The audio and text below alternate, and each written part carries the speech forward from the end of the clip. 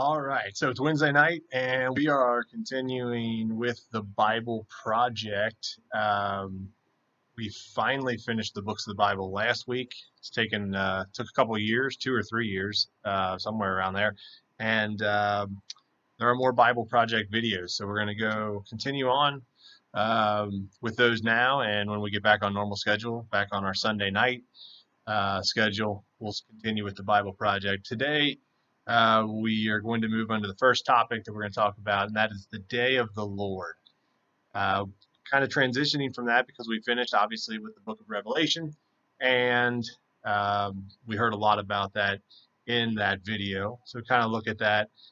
Some of it, if you watch the video, is similar. You probably recognize some of the phrases, some of the things they were talking about there, hopefully. So it was a good transition from Revelation into this. So the day of the Lord, what is it exactly? How does it connect to Genesis? And what does it mean for us today? So when we talk about this, we see all of this evil that humans are contributing in this world. What is God doing about that? Does he care about that? Is the day of the Lord really the end of the world? What is the day of the Lord? How does that connect to us? A lot of questions involving this specific term or phrase that we see in the Bible. So, when most people see this phrase, the day of the Lord, they think of, uh, in the end times, right? And basically a lot of stuff that we saw in Revelation, which was why it was mentioned, which is why, again, we're connecting it to this next video in the Bible Project series. So, Jesus returns at Armageddon, brings justice to the world, defeats evil once and for all. A lot of stuff that we just saw and talked about in the Revelation videos. A lot of the images, obviously, come from that Revelation, but to understand all of this, we have to go all the way back to the beginning of the Bible in Genesis, which, again, we talk about this all the time. The cool thing with these Bible Project videos is how they connect different themes, different topics that you may not see or may not have heard before. But with this, and we did talk about this a little bit in the last couple of weeks when we talked about Revelation, it does connect all the way back to the beginning of the Bible. So God created mankind. He gives them authority to rule over the earth. Okay, he said, "Here is this earth I've created for you." And of course, we screw it up, right? We're led astray by this evil force that, as you see in the video, again, always has cool, um, images, cartoon drawings to kind of go along with it. But we see this evil force. Of course, it's the serpent, the snake in the Garden of Eden. And we as people decide to define good and evil for ourselves, right? The serpent tricks Adam and Eve, say, hey, God doesn't want you to have knowledge. He wants, he wants all the knowledge for himself. So he tricks them into, hey, you can decide what's right and wrong. You can decide what's good and evil. And the story that follows is death and destruction and rebellion from us human beings.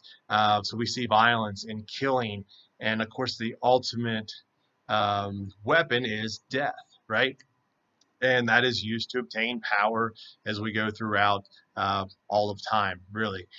So later on, it goes on to another phrase, another term that we saw a lot of last couple weeks in the book of Revelation is Babylon. So the Tower of Babel, where mankind tries to continue to define good and evil for themselves by elevating themselves as gods. So Babylon becomes this icon or this image throughout the Bible. It's Babylon, it's Egypt, it's Persia, it's Greece, it's Rome during Jesus' time, and it represents all humanity and powerful nations that do the same thing throughout time and rebel against God. We see the story of Egypt later on, where Pharaoh tries to protect his own interests, and again trying to define his own good and evil.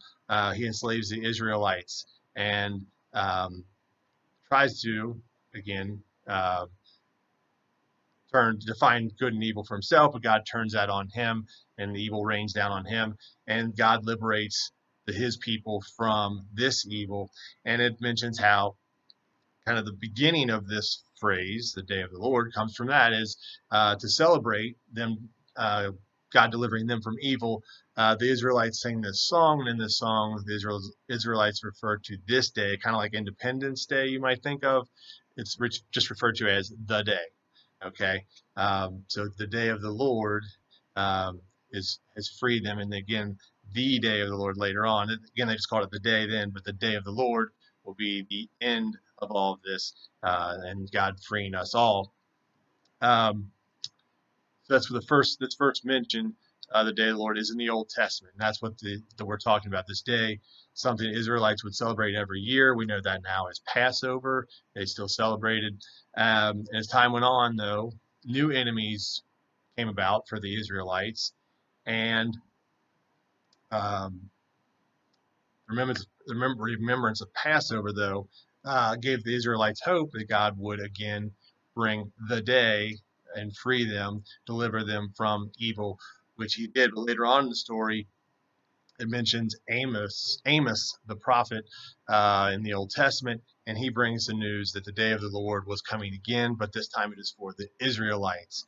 They had become just like Babylon. They had become corrupt. They were defining good and evil for themselves again, just like all other humans, really. So the day of the Lord comes upon Israel, and they become conquered by a series of empires, and then we finally get to the Roman Empire, which is what Jesus is born into. So all of this basically, that's the Old Testament kind of in a nutshell there. So one after another, Israel is ruled by these empires. Finally, it's Rome. Jesus comes and is born. He didn't come to defeat the oppressive Roman Empire with weapons of violence. Instead, Jesus came to conquer the underlying issue, the sin that existed throughout all this time and led humans astray uh, ever since well, the beginning, really. Um, so remember the time that Jesus was born, and looking back on Old Testament prophecies, many people thought he would be a powerful military ruler. He would come and destroy Rome, but that's not the evil that Jesus needed to defeat. It was this larger kind of all-encompassing evil that had been around throughout all of time. Okay, so to defeat this evil, Jesus, of course, takes on all of sin, all of the evil, and he takes that upon the cross, allowing evil to basically put all of its weight on him. Him overcoming that destroys and defeats the one and only weapon that sin has against us, and that is death. Okay, he conquers death, and he conquers death, um, allows us to conquer death through him. So, in doing this, Jesus gives his followers power over sin and death, and through forgiveness that he offered. And death and evil is finally dealt this final crushing blow. So Jesus offers us a new way. So evil still exists, though, and we all know that.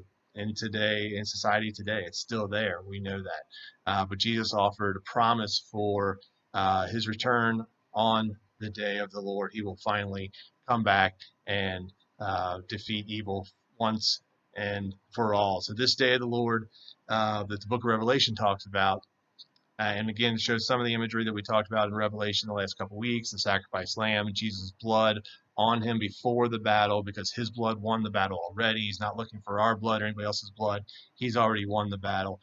This is where Jesus will return, destroy the evil completely, freeing our world from corruption, and bringing about the good and perfect world that God had planned for us from the beginning. Okay, so the day of the Lord, finally, what it means for us, it's an invitation for us to resist the culture of Babylon, to resist sin and evil, which is still out there all around us today. Okay, because we're humans, because we sin, it's still out there. Evil is still out there. So also, it is a promise that God will one day come again and free us from this corruption and conquer that evil finally and forever. Okay, so that is, in a nutshell, the day of the Lord. You can watch the Bible Project video, kind of get their version, a similar recap. Either way, you can join us on Zoom at 6:20. We'll have some discussion time on this topic. So we hope to see you soon.